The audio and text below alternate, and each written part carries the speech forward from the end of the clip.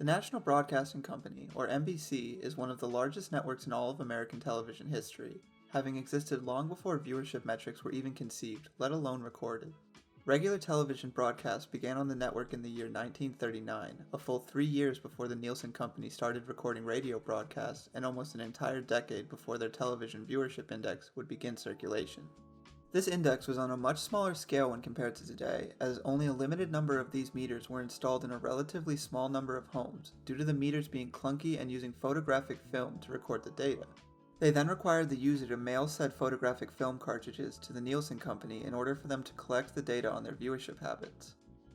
In the 70 years or so since, over a dozen shows would see their runs cut short due to cancellation from their network in the same season that they would receive a top 10 placement in the national ranking. This would prove to be a semi-rare occurrence, with each major network having buried only a few of these ratings gems in their entire existence. NBC is no exception, having racked up 6 such shows that fit this criteria since the network's inception.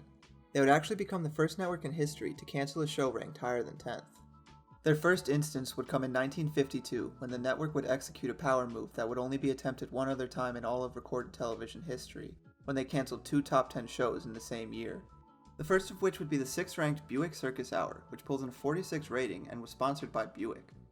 The only information on the show I could find was a review from a newspaper that said Buick Circus Hour felt more like shows from 1948 rather than shows airing in 1952. I'm not sure what he meant by that, but Buick Circus Hour featured a 60-minute runtime and it only aired on the first Tuesday of every month. This was due to the star of NBC's second highest rated show, Texaco Star Theater, demanding a week off each month. After Texaco Star Theater came to an end the following year, the network no longer needed Buick Circus Hour to fill the time slot, and thus canceled the show. To go along with Buick Circus Hour, in the year 1952, NBC also canceled the 8th-ranked show in the nation, Gangbusters. Gangbusters received a 42.4 rating, a mind-blowing statistic by today's standards for sure, but there were only like 30 shows on television in the 50s compared to hundreds if not thousands of shows airing new episodes this year. Gangbusters was a semi-documentarian crime show that portrays actual FBI and police cases, and it was basically a 50s version of America's Most Wanted, where at the end of each broadcast, the narrator would tell the viewers to call local police stations for information on active criminals. If you have any information concerning this woman, please notify the Chicago Police Department, the Illinois State Reformatory for Women, or Gangbusters at once. The only regular character was the writer and creator Phillips H. Lord, who narrated each episode. This show was one of the original true crime series on television, showing crimes as they happened through dramatizations and reenactments. In retrospect, the show was a pioneer for the genre of true crime, although it is often forgotten about due to only airing on television for a year, even though in this year they produced 49 episodes and 2 seasons. This may be due to the differences between the show and modern true crime shows, but I'm planning on doing a separate video focused entirely on Gangbusters and its contributions to the genre. I just gotta finish the series first. Despite being one of the first of its kind and ranking within the top 10 shows on television, NBC would cancel Gangbusters. This cancellation would come because the show aired on alternating weeks with another show, Dragnet, which was the highest ranked show on the network.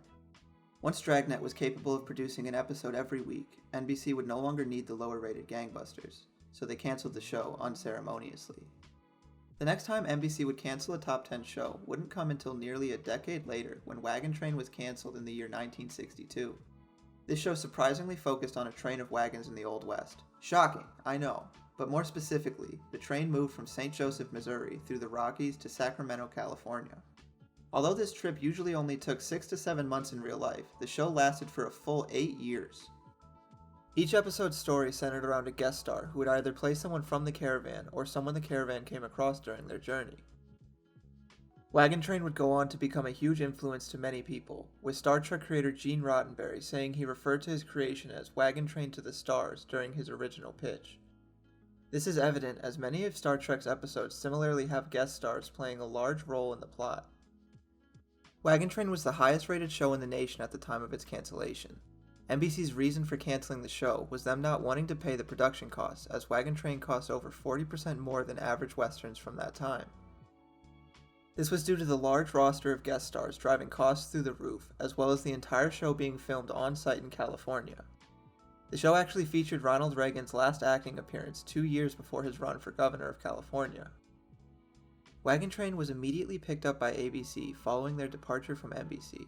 although the show would never return to prior heights, falling outside of the top 30 in all but one season on the new network. After having canceled the #1 show in the nation, NBC would take an over 30-year break from the top 10 cancellations. This cool-off period would end after 34 years with the cancellation of the 8th-ranked show in 1996, The Single Guy. The Single Guy had pulled in pretty good numbers, being ranked in the top 10 and averaging a 15 rating with over 20 million viewers in both seasons. NBC didn't feel that this was good enough, considering the show was sandwiched between Friends and Seinfeld, which pulled in a 16.8 and 20.5 rating respectively.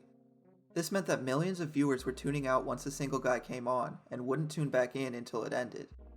Many believe this was due to the show being very similar to the many Single Guy in Manhattan shows that crowded cable TV in the 90s. Oversaturation of the market will often cause people to get exhausted by the repetition, especially when shows are just chasing a trend like what happened with The Single Guy.